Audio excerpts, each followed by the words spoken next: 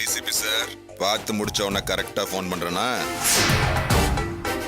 30 second video, அதான் 40வது செகண்ட்ல கரெக்டா ஃபோன் பண்றேன்.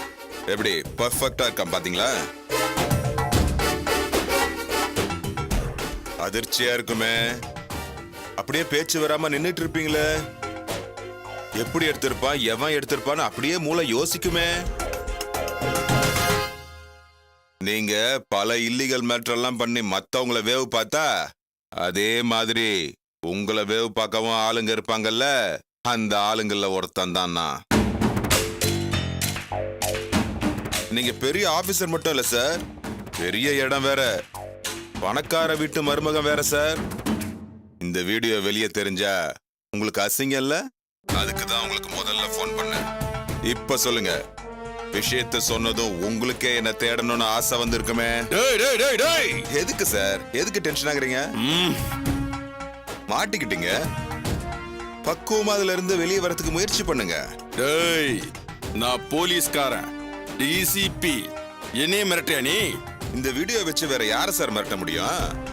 அந்த பணம் வாங்கின 3 பேரையும் மிரட்டினா கூட 10 பைசா தேருமா? அதான் உங்களை மிரட்டுறேன். நீங்க போலீஸ் டிசிபி தான், உங்ககிட்ட அதிகாரம் இருக்கு. ஆனா என்கிட்ட 2 விஷயம் இருக்கு. ஏசிபி ரத்னத்தோட நம்பர் இருக்கு,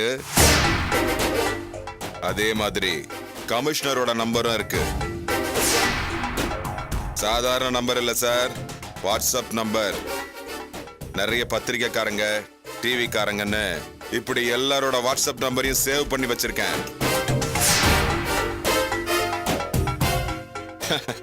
இவங்களுக்கெல்லாம் அனுப்புறதுக்கு 1 செகண்ட் ஆகுமா? அப்ப நீங்க என்ன பண்ணணும்?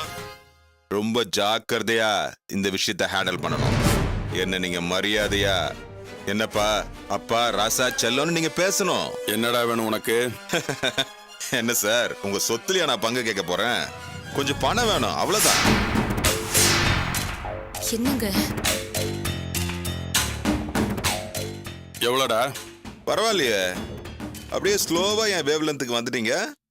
டக்கு டக்குன்னு அடுத்த ஸ்டெப்புக்கு போயிட்டீங்க. நீங்க ஒண்ணு பண்ணுங்க சார், ஒரு 5 எல் எடுத்துக்கிட்டு நேரா நான் சொல்ற ரெஸ்டாரண்ட்டுக்கு வந்துருங்க.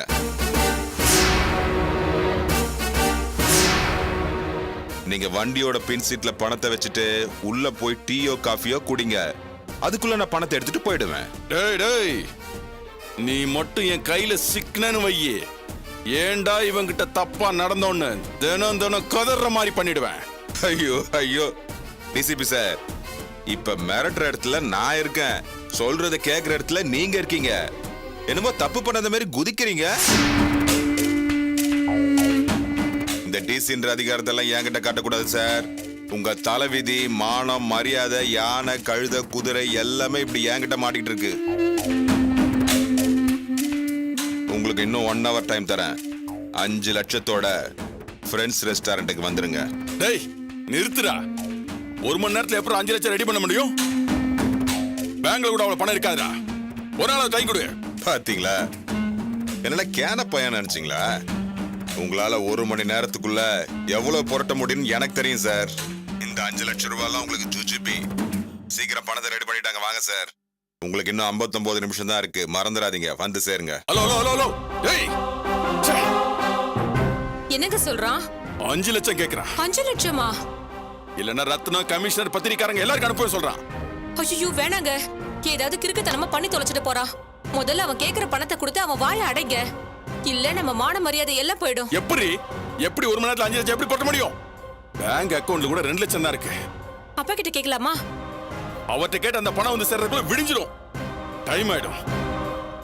இந்த மாதிரி எதுவும் நடந்துடக்கூடாதுன்னு பொது இடத்துல வச்சு பணம் கொடுத்தீங்க. இப்ப அங்கேயும் அப்படி பண்ணிருக்காங்க.